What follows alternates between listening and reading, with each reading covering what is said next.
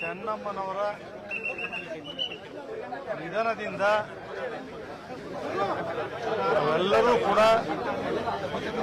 ದುಃಖಿತರಾಗಿದ್ದೇವೆ. ತಾಯಿ ಚೆನ್ನಮ್ಮ ಧರ್ಮದೇವತೆ.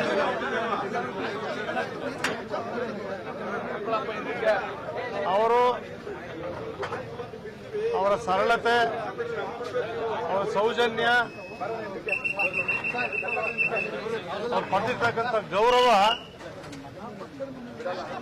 ಒಂದು ಆದರ್ಶ.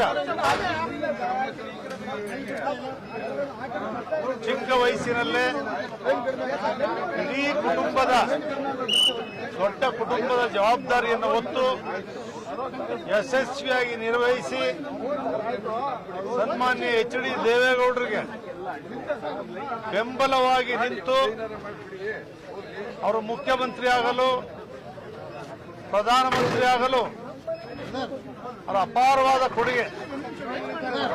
ಕುಮಾರಸ್ವಾಮಿ ಅವರು ಮುಖ್ಯಮಂತ್ರಿ ಆಗಲು, ರೇವಣ್ಣ ಅವರು ಮಂತ್ರಿ ಆಗಲು, ಬಾಲಕೃಷ್ಣ ಅವರು, ರಮೇಶ್ ಅವರು, ಎಲ್ಲ ಕುಟುಂಬ, ಅನಸೂಯ ಅವರು, ಶೈಲಜಾ ಅವರು, ಇಡೀ ದೊಡ್ಡ ಕುಟುಂಬವನ್ನ ದೇವೇಗೌಡರಿಗೆ ಜವಾಬ್ದಾರಿ ಕೊಡದೆ ಎಲ್ಲ ಜವಾಬ್ದಾರಿಯನ್ನು ಹೊತ್ತು ಯಶಸ್ವಿಯಾಗಿ ನಿರ್ವಹಿಸಿದ್ದಾರೆ.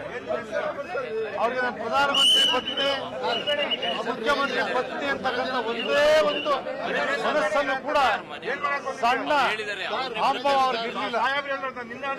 ಆ ರೀತಿಯ ಅಪಾರವಾದಂತಹ ಕೊಡುಗೆಯನ್ನ ಇಡೀ ದೇಶದ ಪ್ರಧಾನಿಯಾಗಿದ್ದಾರೆ ಕೂಡ ಪ್ರಧಾನಮಂತ್ರಿ ಅವರ ಮನೆಗೆ ಹೋಗಿ ಊಟ ಮಾಡದೆ ಕಳಿಸ್ತಾ ಇರಲಿಲ್ಲ. ಅವರೇ ಬಡಿಸ್ತಾ ಇದ್ರು. ಪ್ರಧಾನಮಂತ್ರಿಗಳ ಪತ್ನಿಯಾಗಿ ಚೆನ್ನಮ್ಮನವರು ಬೆಂಗಳೂರು ಮನೆಗೆ ಯಾರೇ ಬಂದರೂ ಕೂಡ ಅವ್ರ ಬದ್ಧ ವೈರಿಗಳೇ ಇರಲಿ, ವಿರೋಧ ಪಕ್ಷದವರಿರಲಿ, ಆಡಳಿತ ಪಕ್ಷದವರಿರಲಿ, ಯಾರೇ ಸಾಮಾನ್ಯ ಬಡವರೇ ಬರಲಿ, ಎಲ್ಲರೂ ಕೂಡ ಅತ್ಯಂತ ಪ್ರೀತಿ ಗೌರವದಿಂದ ಊಟವನ್ನು ಹಾಕ್ತಾ ಇದ್ದಂತ ತಾಯಿ ಚೆನ್ನಮ್ಮ ಅವ್ರ ಧರ್ಮದೇವತೆ ಇವತ್ತು ನಿಧನರಾಗಿರ್ತಕ್ಕಂಥ ದುಃಖ ಪ್ರತಿಯೊಬ್ಬರು ಕೂಡ ತಳ್ಳಿಕ್ಕೆ ಆಗದೆ ಇರ್ತಕ್ಕಂಥದ್ದು. ಆ ತಾಯಿ ದೈವ ಭಕ್ತೆ. ಪ್ರತಿದಿನವೂ ಕೂಡ ಊಟವನ್ನು ಮಾಡದೆ, ತಿಂಡಿಯನ್ನು ಮಾಡದೆ ದೇವರ ಪೂಜೆಯಲ್ಲೇ ತೊಡಗಿರ್ತಿದ್ರು. ಆ ತಾಯಿಯ ಆಶೀರ್ವಾದದಿಂದ ಅವರಿಗೆ ಮುತ್ತೈದೆ ಭಾಗ್ಯದಿಂದ ದೇವರ ಸನ್ನಿಧಿಯನ್ನು ಸೇರಿದ್ದಾರೆ. ಅವರ ಆತ್ಮಕ್ಕೆ, ಅವರ ಸನ್ನಿಧಿಯಲ್ಲಿ ದೇವರವ್ರಿಗೆ ಆಶೀರ್ವಾದ ಮಾಡಲಿ.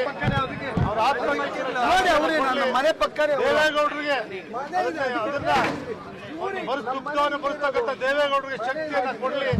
ನಾನು ಕೂಡ ದೇವೇಗೌಡರಿಗೆ ಹೇಳಿದೆ, ಸರ್ ಧೈರ್ಯವಾಗಿರಿ, ನೀವು ಇದು ಮಾಡಬೇಡಿ ಅಂತ ಹೇಳಿ ದೇವೇಗೌಡರು ಕೂಡ ಹೇಳಿ ಅವರಿಗೆ ಪೂಜಾ ಕಾರ್ಯಕ್ರಮವನ್ನು ನೆರವೇರಿಸಿದೆ. ಅವರ ಆತ್ಮಕ್ಕೆ ಶಾಂತಿ ಉದರಲಿ. ಸ್ವರ್ಗದಲ್ಲಿ ದೇವರ ಸನ್ನಿಧಿಯಿಂದ ಎಲ್ಲರಿಗೂ ಆಶೀರ್ವಾದ ಮಾಡಲಿ ಆ ತಾಯಿ ಚೆನ್ನಮ್ಮನವರು ಅಂತ ಹೇಳಿ ಆ ತಾಯಿಗೆ ನಾವು ಸಮರ್ಪಣೆ ದೇವರಿಗೆ ಮಾಡಿದ್ದೇವೆ.